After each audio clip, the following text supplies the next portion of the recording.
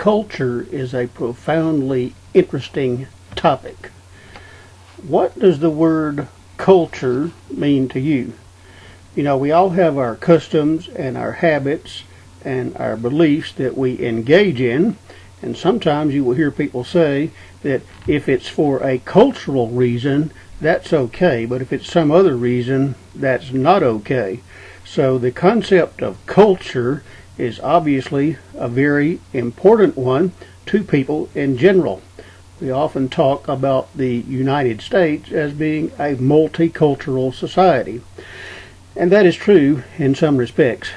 If you try to lay out the general parameters of American culture, specifically United States culture, you run into a lot of problems really quick because there are some things that are common in the United States. So one of them is that we speak a very similar language, and although it is different from region to region, we can usually figure out what people from different parts of the country are saying without too much difficulty. So there is a common language, but there are tremendous differences in American culture from region to region. There are also tremendous similarities. Take the southeastern states, and that's an area that I have a lot of familiarity and experience with.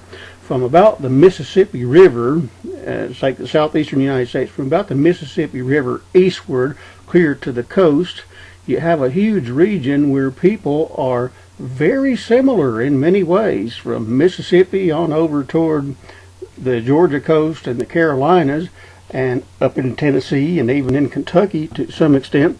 You have people who are very, very similar in many ways.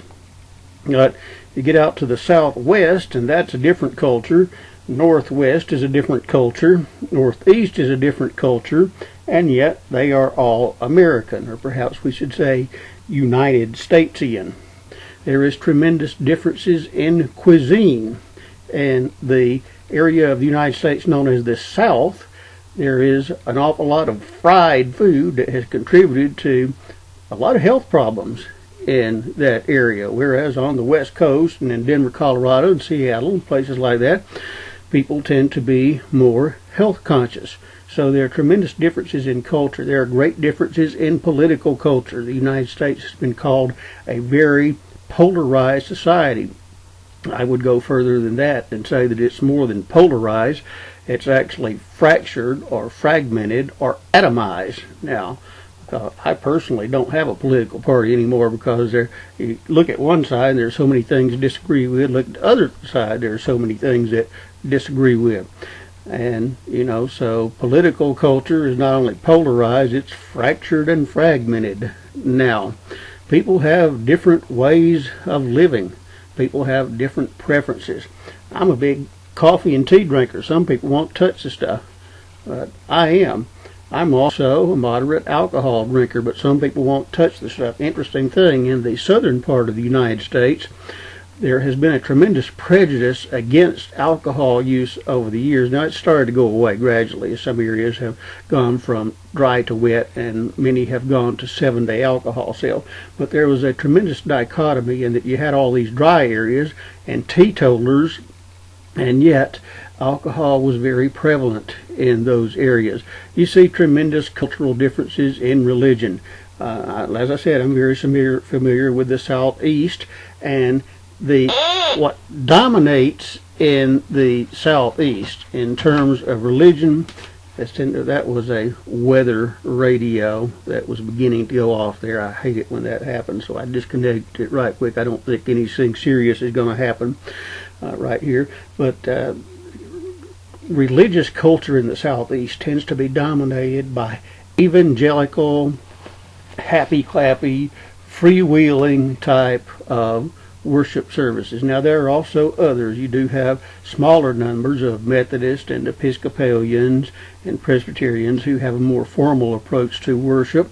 But what is common, very common in the southern part of the United States, is this freewheeling, extroverted, hyperactive type of worship, which doesn't appeal to me at all. The culture that I prefer is what you have in the Episcopal Church, which is more high church, and which to me is far more spiritual. And so you have culture related to religion. And you know, tremendous cultural differences in the United States, in spite of the fact that there is a lot of sameness here. We all see the same television. We all see the same, well, no, it's probably an exaggeration to say we all see the same news, because people tend to watch or listen to what supports their own beliefs. But we have a lot of the same entertainment. The reason music formats are the way they are, and so same all over the United States, is that it takes a national audience to make the really big money that entertainers want to make. And that's the reason that the music formats that exist in different parts of the country are very much the same. You can travel from one section of the country to another section of the country, and the radio formats are very similar.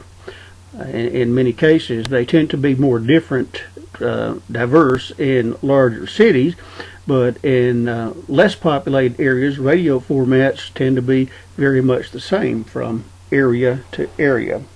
What is the definition of culture? Well, this Webster's Dictionary that I'm holding has some interesting definitions. The first definition is tillage or cultivation. That's not one you usually think of when you think of culture. The second definition, the act of developing by education and training. The third definition, refinement of intellectual and artistic taste. Okay, I can understand that, but probably the one that we're most familiar with is the fourth definition, which the customs, customary beliefs, social forms, and material traits of racial, religious, and social groups. So cultures are ways of behaving and ways of doing things, apparently for no other reason than that's just the way that it developed. And so if these cultural traits developed in the Southeast, you're expected to sort of fit in. If these others developed in the Southwest, and they have, you're expected to sort of fit in, for the simple reason that that's the way it is there. In the southeastern United States, now I spent a lot of years in Alabama, and an important part of the culture there is Southeastern Conference college football, and there's a tremendous rivalry between universities, the University of Alabama and the University of Auburn, or Auburn University as they call it. And people who move into Alabama from other areas are told very quickly that you must pick a side, you must pick a team, because everybody in Alabama does. And the strange thing is, it has absolutely nothing to do with whether you have any connection to those colleges or universities at all. You're supposed to pick a side, and people take their allegiance to Alabama or Auburn very seriously. And there have been shootings and killings over the Iron Bowl because people take it so seriously, and they are so passionate, in spite of the fact that they have no connection with the university whatsoever. And so that's sort of a cultural expectation, along with fried food and country music and a lot of other things. It's just sort of an cultural expectation. I've got phones and radios and everything else going off when I'm trying to talk. Don't like that at all. I'm not the type who likes interruptions. And so people have different expectations. As far as the Alabama and Auburn thing, I'm not into that at all. And so then we have office cultures, work cultures, that cultures that exist at one company might be very different from cultures that exist at another company. But in spite of all this, you know, we can talk about ways of doing things, customs and norms, but how that all comes about is kind of murky. We tend as human beings to do things because that's the way they've always been done, and because everybody does it that way here, and that's just the way that it is. I'd like to tell you a little bit about our office culture here at Fly-by-Night Aviation. We're a small specialized air freight company, and we have a corporate culture that a lot of people would find interesting, to say the least. There are 4 of us here, 4 pilots, and normally during any given day there are 3 in the air and 1 doing office work. We call the office work the duty, and it kind of rotates. And so you have an awful lot of time during our office. So the normal office hours are about 8 till about 4, but flights don't always work out that way. So everybody has a key to the office. The hours when we normally do office work are from 8 to 4, but every flyer has access to the office because sometimes they leave early and sometimes they stay late, because that is the nature of aviation. But here's some things about our particular office culture. We're on a first name basis.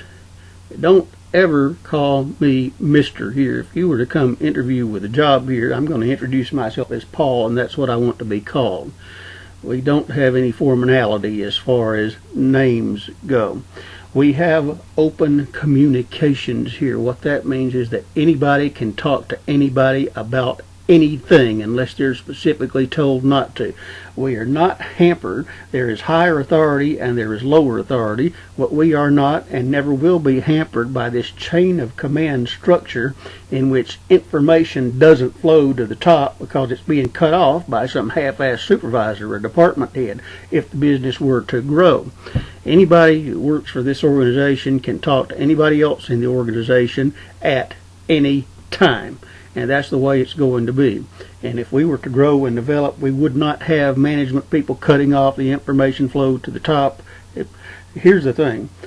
If someone were to come here to work in some sort of supervisory capacity, assuming we grew, they'd have to understand that if you don't like people going over your head, then you're probably not going to like it here, because that's the way it's going to be, and we will not tolerate abuse of authority in any way, shape, or form.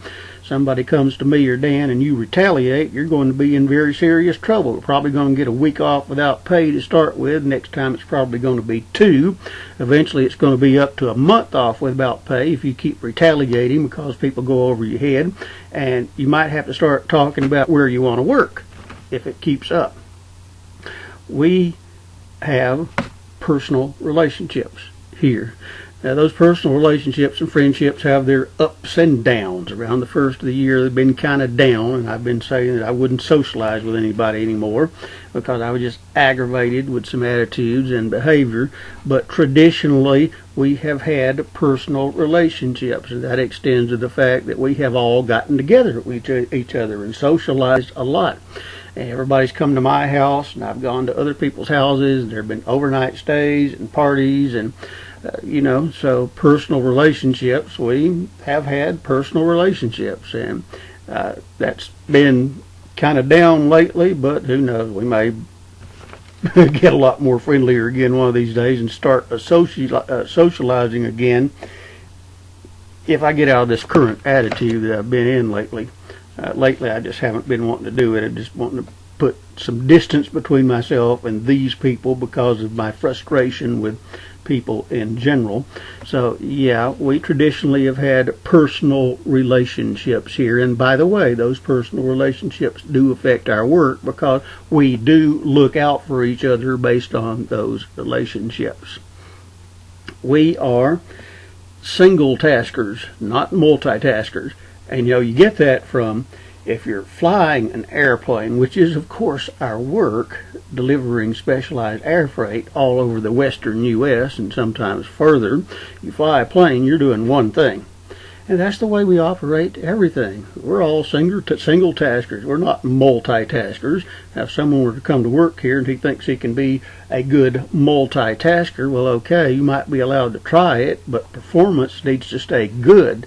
If it starts affecting performance, then you're not going to be able to do the multitasking, and it does affect performance from what I've seen.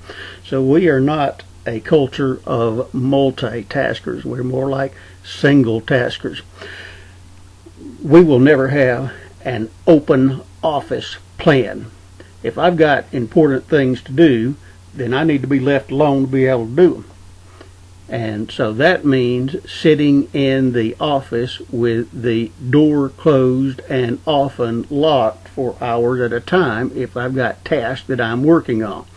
It's always going to be that way. If it came down to having everybody work out of their house when they're not loading planes or flying or something, if that's what we had to do to maintain a private office environment, we would do so. That's extremely important. Now, we do talk. There is a conference room where we can meet and where we can have video conferences and similar things. There is also a kitchen where we can get together for meals if we want to. But you know what else there is? In every office, and everybody has an office, every person has an office. There is a microwave and there is a small refrigerator, just like motel rooms. And you're thinking, you actually would just eat right there in your office and not go talk to anybody. Well, yeah, I would sometimes when everybody's here, but you got to remember, most of the day there's only one of us here on any given day. And even when we are, I might be too busy to want to go out and talk, or I might be too focused, so I might just want to eat right there in the office and never leave. So, closed private offices, that's a big part of our culture. Microwaves and fridges in every office, and everybody has an office, and so you can work privately behind your closed door on your computer when everybody's here. But then again, as I said, most hours of most days there is only one of us here. We might have to think about some kind of backup at some point. It gets to be to a point where all four of us have to be flying. We might have to start thinking about backup for our office work and bringing somebody else in, but so far we're managing that okay. I've mentioned before that because we can and because it works in this office environment, we often go barefoot in the office. I mean, why wouldn't we? It's a clean, carpeted environment when we're not outside loading planes or getting ready to take off or doing pre-flight checks or bringing the planes in or taking off or landing. We just go barefoot in the office. Now, if someone were to come to work here and get all worked up or offended by that, as some people tend to do for some stupid reason that I don't quite understand why, well, that's just part of our culture here. We're kind of lax around here about that and our casual dress and so forth. And for somebody to get offended by the fact that they see us working barefoot, that just wouldn't fly here. Just as, being offended by anything else that we do, closed office plan, single task focus, the personal relationships, the open communications, people going over their heads, first name. Someone were to come to work here, they would have to learn to fit into the culture. Our culture in this office has developed because it works best for us. It suits our working styles. And for someone to join us in the future, they would have to fit into that culture. They would also have to be willing to work alone a lot. Because if we had another person working in an office doing clerical work, that would probably mean that all four of us would be up in the air. So you got to be able to work alone. So circumstances, I guess it's circumstances that cause cultures to develop. The circumstances that people find themselves in. Maybe that's what causes certain cultures to develop, because I've given you 1, 2, 3, 4, 5, 6 aspects of our office culture. And these have developed because they work best for us. So maybe that's how cultures develop. People do things because they seem to work best for them. I don't know how fanatical fandom for a college or university football team could work well for anybody. It seems to me that causes more trouble than it's worth. And I never actually took sides in the Alabama-Auburn thing because I had no connections with those universities, and I also thought the extreme fanaticism was nonsense. But, that's how our office culture has developed, which to me is one of the most interesting cultures because I live it every day, and that's how our office culture developed. And it developed out of things that just work very well for us. So maybe that's how culture develops. What do you think about this whole notion of culture? What does culture mean to you? I find culture to be a tremendously interesting subject. And so I framed this video as a question because I would like to hear other people's thoughts on culture, if they would care to share them. So those are my thoughts on culture and my question to you. What do you think about culture? I'd be very interested in hearing what you have to say about culture, yours or others, or whatever you'd like to discuss. Thanks, and have a great day wherever you are.